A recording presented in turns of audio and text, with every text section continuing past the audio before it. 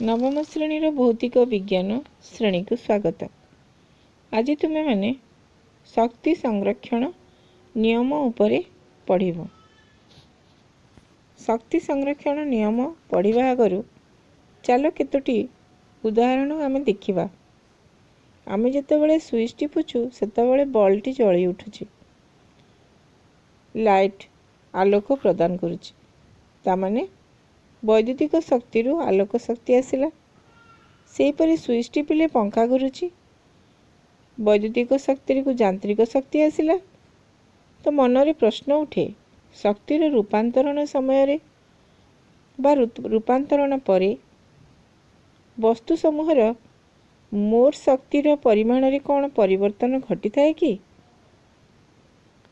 जेतेबेले शक्ति गोटे रूपरु आउ गोटे रूप को रूपांतरित होता है सेतेबेले वस्तु समूहर मोट परिमाण अपरिवर्तित रहे। यह ही शक्ति संरक्षण नियम। अर्थात शक्ति संरक्षण नियम है शक्तिर सृष्टि नहीं कि विनाश नहीं, यह केवल गोटे रूपरु अन्य एक रूप को रूपांतरित होता है। विश्वर मोट शक्तिर परिमाण सर्वदा स्थिर थाए। सेही भली आमे जेतेबेले गोटे वस्तु किछि उच्चतारु तलकू पकाओ सेतेबेले से केवल पृथ्वीर माध्याकर्षण बलर प्रभाव रे खसी पड़े। ताहाकू आमे वस्तुर मुक्त पतन कहू। अर्थात मुक्त पतन है गोटे वस्तु जेतेबेले अन्य कोनोसी बल द्वारा प्रभावित न होई केवल माध्याकर्षण बलर प्रभाव रे खसी पड़े, ताहाकू आमे वस्तुर मुक्त पतन कहू। ताहले एटी गोटे उदाहरण आमे नबा।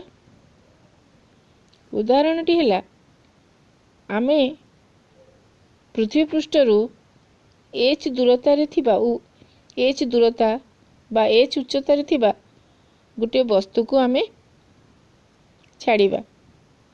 मने करे से वस्तुर वस्तुत्व हैला m। प्रारंभ रे वस्तुटी को छाड़िबा पूर्वरु वस्तुटीर स्थितिज शक्तिर परिमाण थिला, मात्र गतिज शक्तिर परिमाण शून्य थिला।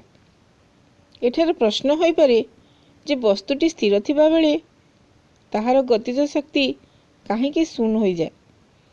शून्य होई थाए कारण स्थिर अवस्था रे वस्तुर परिवेग शून्य। जेहेतु तार परिवेग शून्य, तार बेग न थाए कि तार दिग न थाए, तेणु सेतेबेले तार गतिज शक्ति शून्य ही थाए। मात्र स्थितिज शक्तिर परिमाण थाए। जेतिकी उच्चतार थाए सेटा हला h, पृथ्वीर माध्याकर्षण g आउ वस्तुत्व m। आमे पूर्वरु पढ़ी सारिचे स्थितिज शक्तिर परिमाण होची mgh, वस्तुत्व गुणन माध्याकर्षण जनित त्वरण गुणन उच्चता। ताहले आमे वर्तमान एठी देखो चित्र रे ए अवस्था रे अर्थात h उच्चता रे वस्तुटी जेतेबेले अछि मने करे सेटा ए अवस्थान थिला बेले वस्तुर मोट शक्तिर परिमाण केते होची? आमे तार स्थितिज शक्ति और गतिज शक्ति को टोटल करिबा बा जोग करिबा। ताले स्थितिज शक्ति होची mgh आउ गतिज शक्ति होची शून्य। मु कहिछि जे जेतु वस्तुर कोनोसी परिवेग नहीं तेणु से अवस्था रे तार गतिज शक्तिर परिमाण शून्य। गतिज शक्ति को इंग्लिश रे काइनेटिक एनर्जी कहते ke लिखाई। स्थितिज शक्ति को इंग्लिश रे पोटेंशियल एनर्जी कहते जोटा कि pe लिखाई।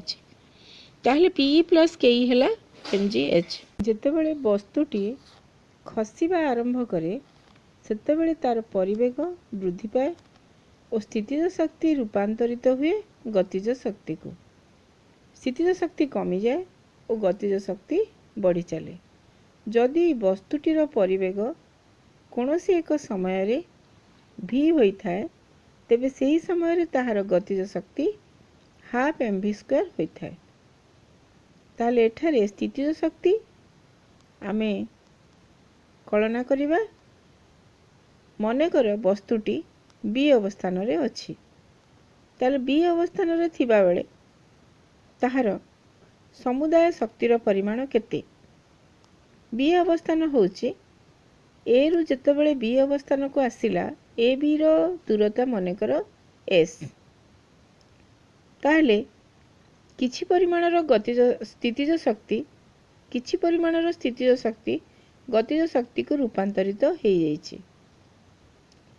ସେଇ କିଛି ପରିମାଣର ଯେଉଁ ସ୍ଥିତିଜ ଶକ୍ତି ଗତିଜ ଶକ୍ତିକୁ ରୂପାନ୍ତରିତ ହେଲା ସେଇଟା ହେଲା ହାଫ୍ mv²।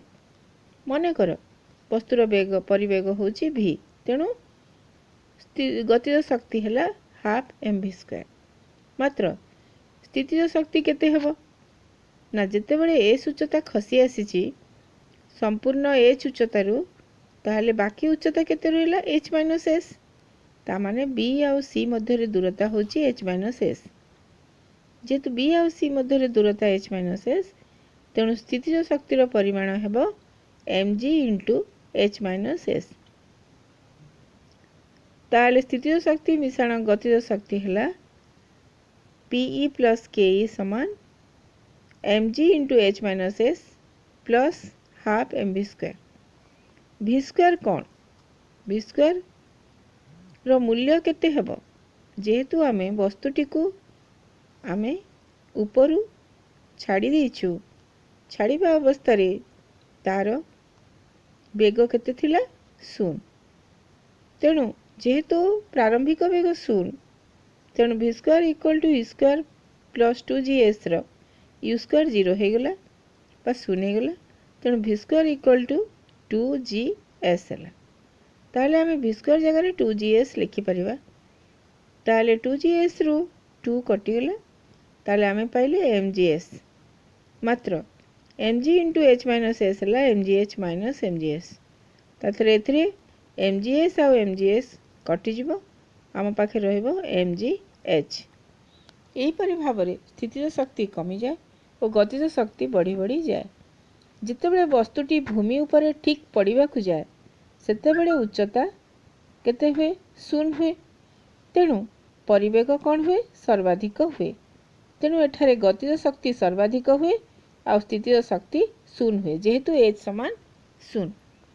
ତାହେଲେ ସ୍ଥିତିଜ ଶକ୍ତି PE ବା ପୋଟେନ୍ସିଆଲ ଏନର୍ଜି ହେଲା 0। କାଇନେଟିକ୍ ଏନର୍ଜି ଯେଉଁଟା ଗତିଜ ଶକ୍ତି ହେଲା ହାଫ୍ mv²। v² ର ମାନ ଆମେ ସେହି 2gs ଆମେ ବସେଇ ପାରିବା। ତେଣୁ 2gs h ବସେଇଲା ମାନେ 2 କଟିଗଲା, ଆମେ ପାଇଲେ mgh।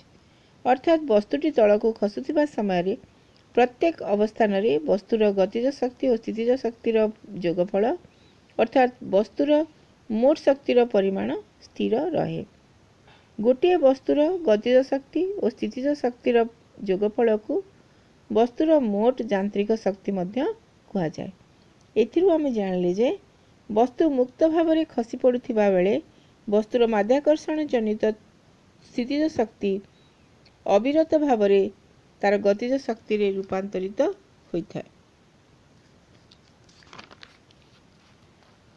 ତାପରେ ଆମେ ପଢ଼ିବା କାର୍ଯ୍ୟର ହାର। ମନେକର ରାମୁ ଓ ସାମୁ ଓଜନ 2 ଜଣଙ୍କର ସମାନ। 2 ଜଣ ଯାକ ଗୋଟିଏ ଦଉଡ଼ିକୁ ଧରି ପୃଥକ ପୃଥକ ଭାବରେ ଉପରକୁ 8 ମିଟର ଉଚ୍ଚତା ପର୍ଯ୍ୟନ୍ତ ଚଢ଼ିଲେ। ଚଢ଼ିବା ପାଇଁ ରାମୁକୁ 15 ସେକେଣ୍ଡ ଓ ସାମୁକୁ 20 ସେକେଣ୍ଡ ଲାଗିଲା। ଏଠାରେ ରାମୁ ଓ ସାମୁ କେତେ ପରିମାଣ କାର୍ଯ୍ୟ ସମ୍ପାଦନ କଲେ? ଉଭୟ ସମାନ ପରିମାଣ କାର୍ଯ୍ୟ କଲେ, ମାତ୍ର ରାମୁକୁ ସାମୁ ଅପେକ୍ଷା କମ୍ ସମୟ ଲାଗିଲା। ମନରେ ପ୍ରଶ୍ନ ଆସୁଛି ନା, କିଏ ସେହି ସମୟ ଭିତରେ ବେଶୀ କାମ କରିଛି? ଅର୍ଥାତ୍ 1 ସେକେଣ୍ଡ ସମୟରେ କିଏ ବେଶୀ କାମ କରିଛି ଆଉ କିଏ କମ୍ କାମ କରିଛି? ଅର୍ଥାତ୍ ତାହା ତାର କାମ କରିବାର କ୍ଷମତା ବା ଶକ୍ତି ବା ପାୱାର ଉପରେ ନିର୍ଭର କରେ। ସେଇ ପାୱାର ହେଉଛି କାର୍ଯ୍ୟ କରିବାର ହାର। ହାର ଅର୍ଥାତ୍ ଏକକ ସମୟରେ ସମ୍ପାଦିତ କାର୍ଯ୍ୟକୁ ଆମେ କାର୍ଯ୍ୟ କରିବାର ହାର କହୁଛୁ ଆଉ ତାହାକୁ ଆମେ ପାୱାର କହୁଛୁ। ପାୱାର ହେଲା କାର୍ଯ୍ୟ ବିଭକ୍ତ ସମୟ। କାର୍ଯ୍ୟର ଚିହ୍ନ ହେଲା W, ସମୟର ଚିହ୍ନ T, ତେଣୁ P = W/T। ପାୱାରର ଏକକ ୱାଟ୍। वैज्ञानिक जेम्स वाट को नाम अनुसार पावर एकक वाट कहुए। गोटे वाट होची गोटे जूल पर सेकेंड। कहीं ना कार्यर एकक जूल, समय एकक सेकेंड, तेणु वाट होची जूल पर सेकेंड। ताहले गोटे किलोवाट समान 1000 वाट, 1000 वाट होची 1000 जूल पर सेकेंड। कार्य करि पारुथिबा गोटे वस्तुर पावर समय अनुसार मध्य बदली पारे, अर्थात गोटे वस्तु अलग अलग समय व्यवधान रे अलग अलग हार रे कार्य संपादन करि पारे। सेतेबेले कार्य करुथिबा वस्तु बा वस्तु बा कारकर हाराहारी पावर निर्णय करा जाए। ताले हाराहारी पावर कौन? मोट संपादित कार्य विभक्त मोट समय। मोट संपादित कार्य अर्थात मोट नियोजित शक्ति, मोट नियोजित शक्ति विभक्त मोट समय। ताले उदाहरण हैला सीमार ओजन 50 केजी, 8 मीटर उच्चता रस्सी को धरी से चढ़ीगला, तापरे से आउ 6 मीटर उच्चता को 30 सेकेंड रे चढ़ीला, तेबे तार हाराहारी पावर केते? मोट संपादित कार्य होची जतिके से उठिला ताले mgh1 प्लस mgh2 विभक्त t1 प्लस t2। ताले h1 होची 8 मीटर, h2 हैला 6 मीटर। समय से ही अनुसार t1 होची 20, t2 हैला 30। ताहले m आउ g दुई जनकर से m आउ g, m होची तार 50 और g होची 9.8। ताहले 50 into 9.8 into 14 by 50 137.2 वाट।